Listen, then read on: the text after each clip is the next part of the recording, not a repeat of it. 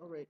So, here's my purpose of this one. I really it's very important to me about this camera thing, this NSA thing.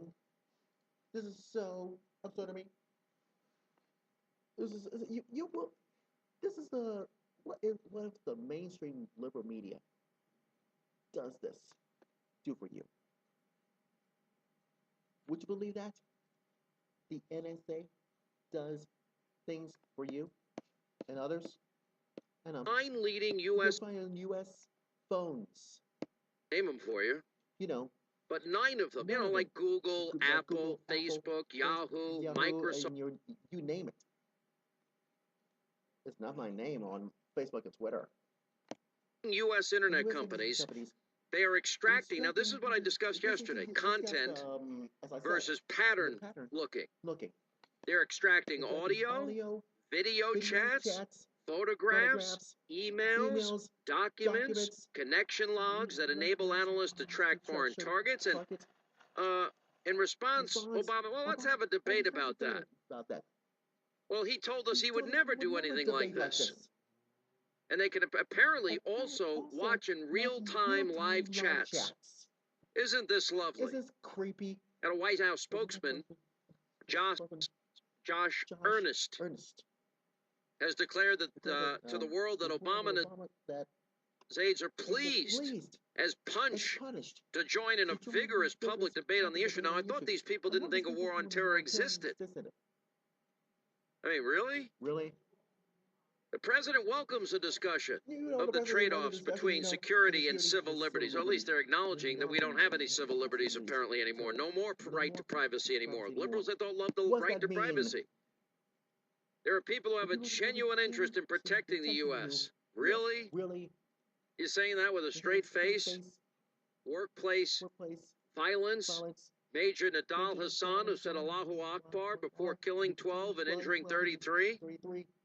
Really? We can't use a war on terror. It's a man-caused disaster, overseas contingency operation. We're not gonna target people from foreign countries at our airports, but we'll shake down little grandmothers in their wheelchairs and little kids. And if anybody complains, they're gonna get naked. And they're gonna be strip search. And that was the horrible thing to do. This protecting constitutional liberties and constitutional rights and civil liberties. And striking a balance. We welcome that debate. Sorry about me. Count me on the skeptical side, because Stephen Aftergood, a classified information policy analyst at the Federation of American Scientists, he put it this way. He said, if Obama welcomed the discussion, well, he would have disclosed the program. He didn't. Let me tell you something. Everybody that's trying to disclose this program, it can be civilized. This is the worst thing you ever heard. Never do. The discussion's only taking place because his own stated policies were violated, which goes far beyond anything that anybody, quote, in the Bush administration was involved in. Now, there's a story in the Politico, the liberal Politico, that points out that the liberal news website, wherever it is, phone records and emails and journalists, and now this, that the president and his aides often seem to cast him as a detached analyst or law professor watching policies carried out rather than the one actually directing or being responsible for them. But the truth is, Obama kept this debate secret for years. And it's only now that his policies have been exposed. And now he's trying to use this as a, quote, teachable moment. Every time this guy gets in trouble, every time this guy gets in trouble, he wants to have a debate. My buddy Mike Myers of the New York Civil Rights Coalition said, I think it's his way, a distortion field created by his own moral values. Think again, Mike Myers. Think again. Discussion with the media. Everybody has the liberal media biased people like MSNBC and all that crap. And you told Martin Bashir is the NSA is the new N-word for this reason? Years ago. I look over at Hot Air and I see Ed Morrissey. Says it reminds him of what the Daily Beast called Eric Holt's sense of remorse, having approved the warrant on James Rosen of Fox, naming him a co-conspirator in espionage. That creeping sense of remorse had the same triggering event as Obama's sudden desire to have a debate on surveillance, getting caught. And you might think that Eric Holder won't step down. And you might think he's so smart about it. He's running scared. He's not gonna step down. But guess what? Time's up, Eric Holder. Time's up. It's time for you to step down. Right from this very pulpit of yours. And time again, as a senator, as a candidate, it was Obama. What was he doing? Tearing into George W. Bush for George Bush's anti-terrorism surveillance policies. Bush's surveillance quote puts forward a false choice between the liberties that we cherish and the security we provide. Wonder who said that? Obama. Huh? He not only continued these policies, he amplified them in ways nobody thought could ever happen. Again. You not have the... Anyone else can be civilized. It can happen to these cell phones from Verizon Wireless and all that crap about this chat thing. Lecturing America about the... Live in the world of America values. Just words, just speeches, to quote somebody we know. He's overseeing Big Brother government with powers that have never been greater in their capacity to monitor every aspect of your daily life. It is unprecedented. Well, guess what, President Obama? You are out of control. That's right. You are absolutely out of control. And I put Facebook and Twitter on your responsibility.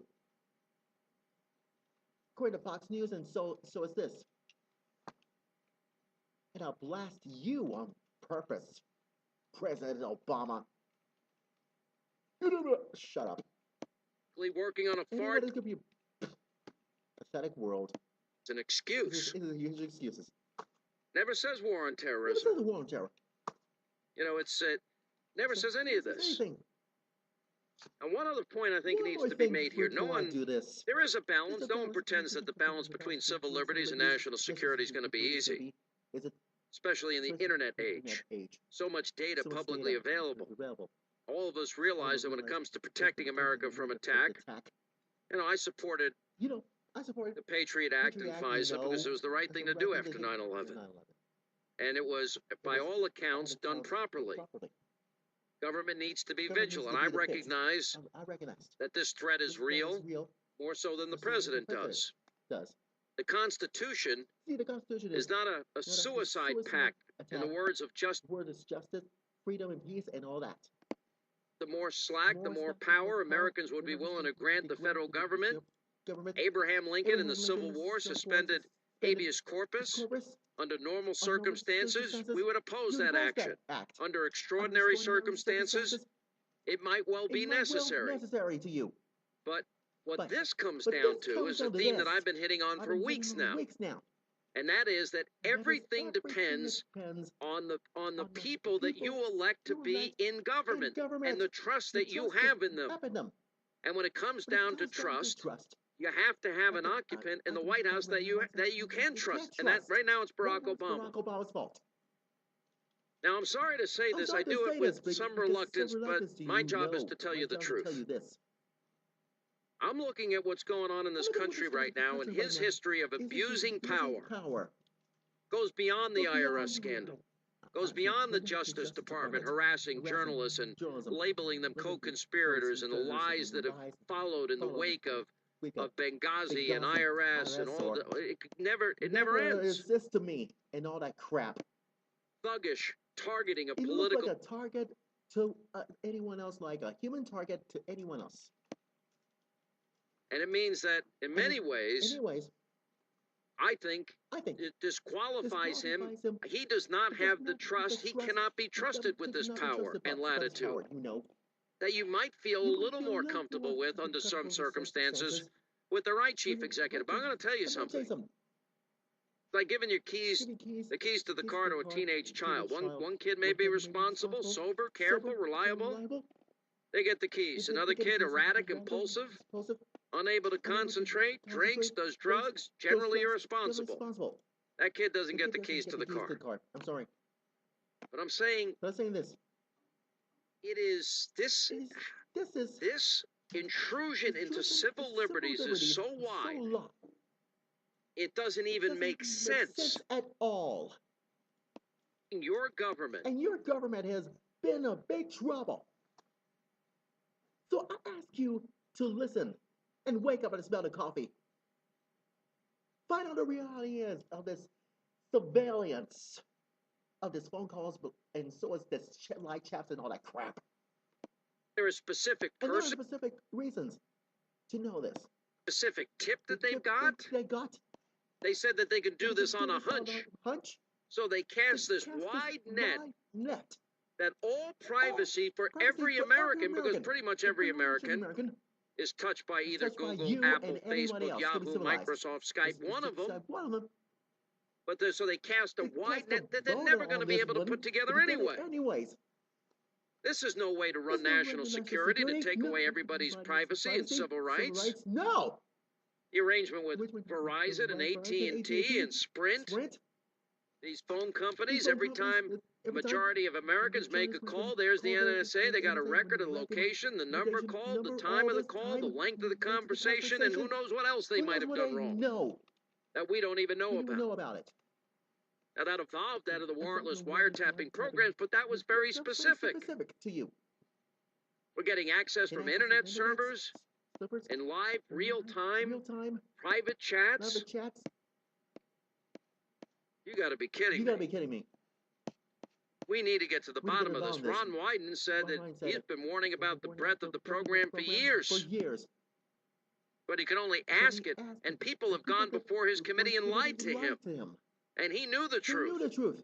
And he's a Democrat. Law-abiding Americans calling their friends, emailing their friends, instant messaging their friends, collecting data of every single phone call of every American, every single tap of a key on their computer. Really? Really? How odd is this? You must be out of your darn mind. Please, do not mess with this live chat. Do not mess with this. Real-time chats and all that crap on your cell phones. But I give you a warning. Never again is what you scored the time before. Period. Now you see what happens? That's what you get for going on this NSA crap about this inside Microsoft and all that Apple thing inside your cell phones. And you might think the liberal media does this to me. Well, guess what? Liberal media, you got your wish. You got your own darn wish. And you asking for it. Go ahead. Like Clint Eastwood says, make my day. You, liberal media, wake up and smell the coffee. Get the picture. I'll tell you one thing is, that's liberal media bias pressure and all that NSA thing. And President Obama, you're not going to get away with this. You're going down the drain. Once and for all. You going down the drain. That goes for you too, Eric Holder.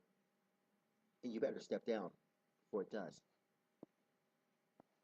All this liberal media crap, and so it's the IRS has got to stop.